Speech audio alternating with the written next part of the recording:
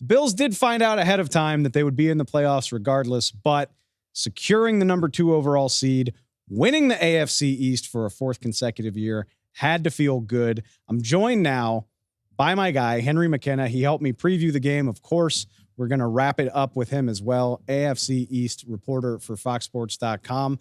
Henry, I'm going to start with the question I asked you during the game. 426 total yards, 2 touchdowns, 3 turnovers, some goofy game management. Was this the most Josh Allen game ever? Yeah. I mean, it ranks.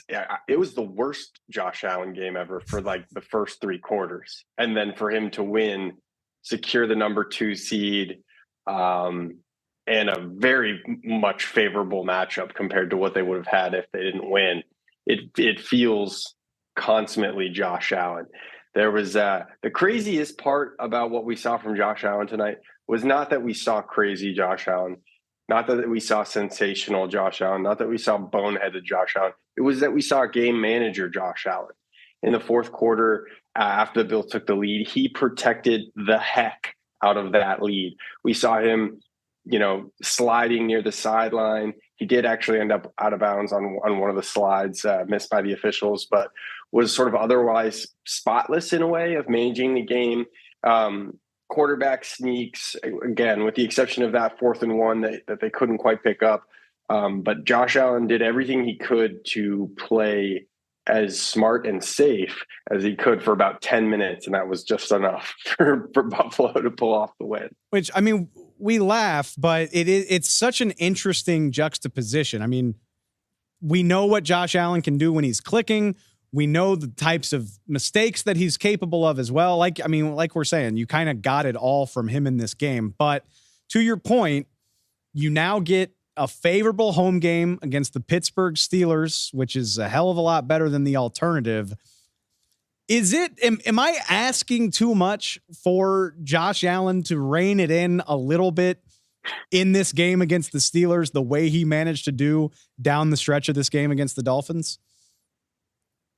Yeah, I mean, I think it's probably too much for you to ask. I don't think we will see Josh Allen rein it in. I mean, they've been winning by letting him open it up a little bit. And we've talked a little bit about this, week to week.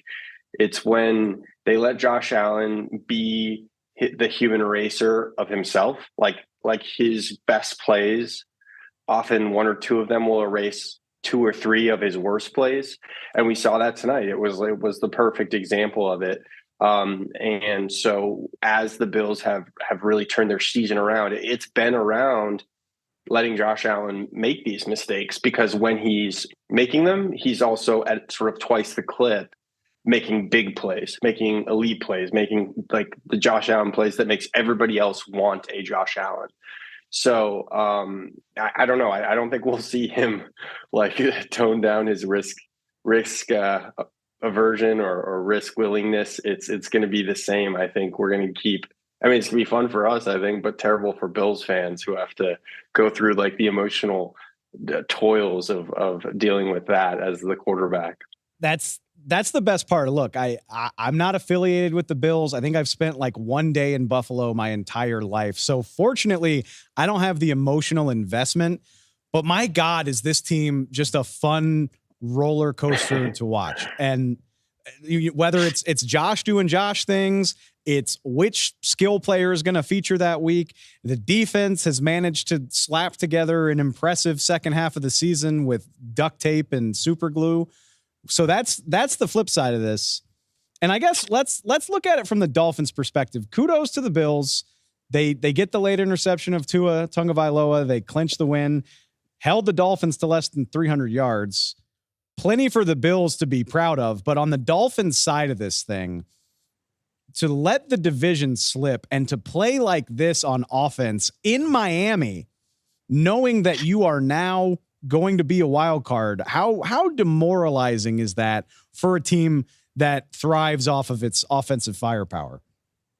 It's brutal. I mean, I predicted this. I get to pat myself on the back. I forget what day it was, but I predicted basically this exact outcome for Miami and Buffalo, that this was going to be sort of like the final block of their decline, of their demise on the season, by losing to Buffalo in this game. And I look at the performances of the two quarterbacks, and you can kind of like see it as symbolic of the season as a whole, right? Like Josh Allen started poorly and was a mess. And think about the Bills season, right? Like same thing, 5-5, 6-6. They were looking at that daunting part of their schedule, and nobody thought that they could get through it to the playoffs. Dolphins were the opposite, right? Like surging. Tua was like putting together a pretty competent, good game.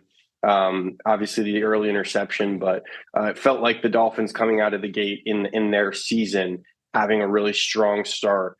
And the Dolphins defense in particular played a lot better than I thought they could and would. But then we saw that fourth quarter, right? And it's like what we've seen in the fourth quarter of the season, where Josh Allen steps up, the Bills step up, and Tua sort of withers and throws, for example, that interception, like just the worst possible decision. I mean, like it was a really bad call for him to stare down Chase Claypool, for him to throw that ball, for him to underthrow the ball where a cornerback could get it. That was the final play of the game for Tua.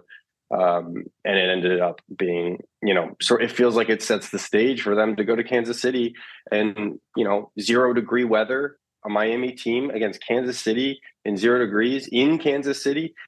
I don't like the look of that. Not on paper and not on film either. No, I saw the forecast, and we're a week out, so we'll see. But yeah, I mean, sub 20 degrees at the very least. It's interesting to think these are two passing offenses that are going to have to try to figure this thing out in very suboptimal conditions. I guess